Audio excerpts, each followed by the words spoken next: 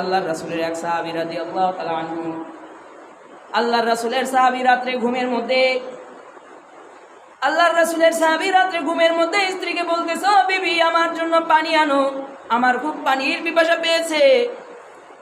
বিবি যখন পানি আনতে গেল, গিয়া দেখলো মশকের ভিতর পানি নাই, ঘরের কোনো জায়গায় পানি নাই। কোনো জায়গায় পানি না পেয়ে এমন এক জামানা ছিল যে দূর থেকে মিষ্টি কুয়া থেকে পানি আনতে হইতো। স্ত্রী গভীর রাত্রে বের হয়ে গেছে স্বামীকে পানি পান করাবে। গভীর রাতে যখন বের হয়ে গেছে, দূর থেকে পানি নিয়ে এসে যখন স্বামীর কাছে পানি নিয়ে পেলা নিয়ে গেছে, দেখে স্বামী ঘুমায় পড়ছে।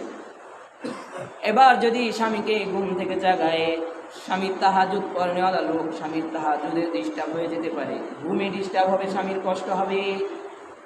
নিজ স্ত্রী ওই জায়গায় পানি হাতে দাঁড়ায় রয়েছে, নিজে ঘুমায় নাই, পানি রেখে ঘুমায় নাই কেন?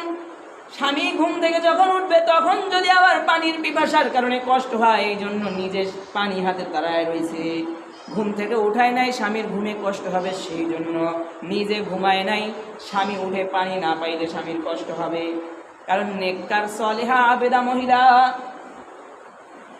এই স্ত্রী পানি নিয়ে দাঁড়ায় রয়েছে, স্বামীর ঘুম ভেঙেছে তাহাজ্জুদের সময়।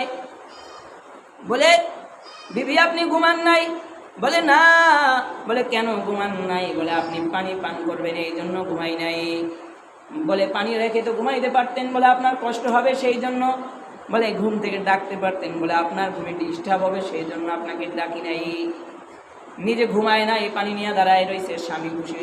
এরকম যদি খেদমত আমাদের স্ত্রীরা আমাদের করে, তাহলে কীরকম খুশি হবেন আপনি?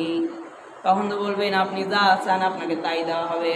সাহাবীও খুশি হয়ে বলতেছে, বিবি আমি আপনার উপর অনেক খুশি হয়েছি, আপনি বলেন আপনি কি চান, আপনি যেটা চাবেন আপনাকে সেটা দেওয়া হবে। বলেন আপনি কি চান? স্ত্রী বলে, যেটা চাবো সেটা কি দিবেন? স্বামী বলে, হ্যাঁ অবশ্যই দিব, আপনার খেদমতে আমি খুশি হয়ে গেছি, আপনি যেটা চাবেন সেটাই আমি আপনাকে দিব। স্ত্রী আবার বলে, যেটা চাবো সেটা দিবেন তো? বারবার স্ত্রী এভাবে বলতেছে, যেটা চাবো সেটা দিবেন তো?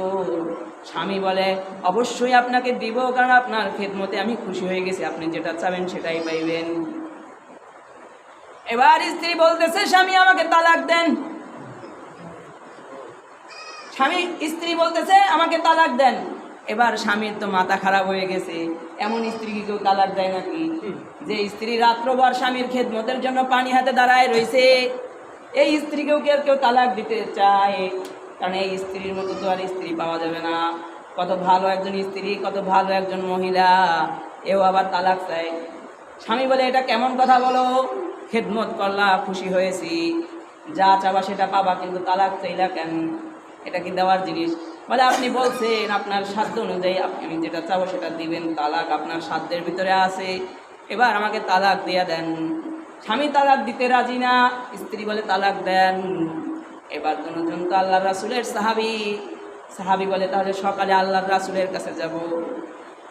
এবার স্ত্রী বলতেছে, আল্লাহর রাসূল যদি আমাকে বলে তালাক দিতে, আপনি কি তালাক দিবেন? বলে, হ্যাঁ অবশ্যই তালাক দিব, কিন্তু তুমি কি একটু বলবা কেন তালাক চাও? বলে, তালাক চাই কেন এটা বলা যাবে না, এটা আল্লাহর রাসূলকেই বলতে পারবো, আপনাকে বলবো না, এটা আলাদা এক গোপন জিনিস, এটা আলাদা এক গোপন জিনিস, এটা আমার ভিতরেই থাক, আমি আপনাকে বলবো না।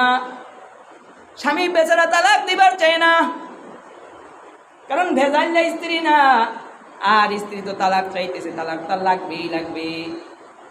এবার সকালবেলা দুইজনে রওনা দিল যে আল্লাহর রাসূলের কাছে যাবি। আল্লাহর রাসূল যদি মহিলাকে বলে, মহিলা তুমি সংসার করো, তাহলে মহিলা সংসার করবে। সরদার আলম নবী মুহাম্মদুর রাসূলুল্লাহ সাল্লাল্লাহু আলাইহি ওয়াসাল্লাম যদি সাহাবীকে বলে, সাহাবী তুমি তোমার স্ত্রীকে তালাক দিয়ে দাও, তাহলে সাহাবী স্ত্রীকে তালাক দিয়ে দিবে। এই নিয়ত করে দুইজনে যখন হাঁটতে লাগলো, পথের মধ্যে ধারালো পাথরের ভিতর স্বামী পা বেঁধে উষ্টা খেয়ে তারপরে পাটা এমনভাবে কেটে গেছে, পায়ের গোস্ত সরে গিয়ে পায়ের গোড়ালির হাড্ডি বের হয়ে গেছে। যখন স্বামীর হাড্ডি বের হয়ে গেছে গোড়ালি থেকে, স্ত্রী বসে তারপরে নিজের ওড়না ছিঁড়ে তারপরে পেঁচায়া বাঁধতেছে আর খেদমত করতেছে। এরপরে আবার স্বামী যখন স্বাভাবিক মোটামুটি সুস্থ হয়েছে, বলো স্ত্রী চলো দেরি হয়ে যাইতেছে, আল্লাহর রাসূলের কাছে যাই।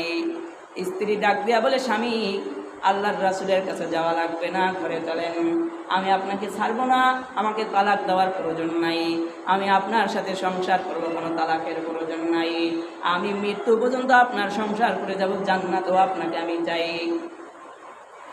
এবার স্বামী বলতেছে কি বলে এটা, আমার জীবনে কোনো অভাব ছিল না, আমার সংসার জীবনে কোনো অভাব ছিল না, শুধু সুখ আর সুখ ছিল, এত সুখের ভিতর থেকে তুমি তালাক চাইলা, আর এখন আমি অ্যাক্সিডেন্ট করে অচল হয়ে গেছি, আমার পা অচল হয়ে গেছে, এখন আমার সাথে সংসার করতে চাও, কারণটা কি আমাকে বলবা? তখন মহিলা সাহাবী বলতেছে স্বামী একদিন আল্লাহর রাসূলের দরবার থেকে এসে আমাকে বলছিলেন, আল্লাহর রাসূল বলছে আল্লাহ যাকে ভালোবাসে তাকে বেশি বেশি বিপদ দেয়, কিন্তু আমি সংসার জীবনে আপনার কোনো বিপদ দেখি নাই, শুধু দেখি আপনার জীবনে সুখ আর সুখ। আমি মনে করছি আমার স্বামীকে আল্লাহ ভালোবাসে না, সেই জন্য আমার স্বামীর জীবনে কোনো বিপদ নাই। বর্তমান স্ত্রীরা হইলে বলতো কার কাছে ঘর করি, কোথায় আসছি, কোনো কিছু নাই, কি এক অবস্থা, সব দিলেও বলে নাই, সব দিলেও বলে দেয় না, সব খেদমত করলেও বলে আমার দিকে ফিরেও তাকায় না। আর ওই স্ত্রী বলতেছে আপনার জীবনে বিপদ নাই, এই জন্য আমি মনে করেছি আপনাকে আল্লাহ ভালোবাসে না, তো আমি কি যাকে আল্লাহ ভালোবাসে না তার সাথে আমি কি রকমের সংসার করি। অতএব আল্লাহ আপনাকে বিপদ দিয়া, আপনার পা অচল করে দিয়া, চোখের ভিতরে আমার আঙ্গুল দিয়া প্রমাণ করে দিল, আমার আল্লাহ প্রমাণ করেছে যে আমার আল্লাহ আপনাকে ভালোবাসে, আল্লাহ যাকে ভালোবাসে তার সাথে সংসার করতে আমার কোনো আপত্তি নাই। সুবহানাল্লাহ। তারা বিপদ না আসলে পেরেশানি হয়ে যাইতো, আর আমরা বিপদ আসলে পেরেশানি হই।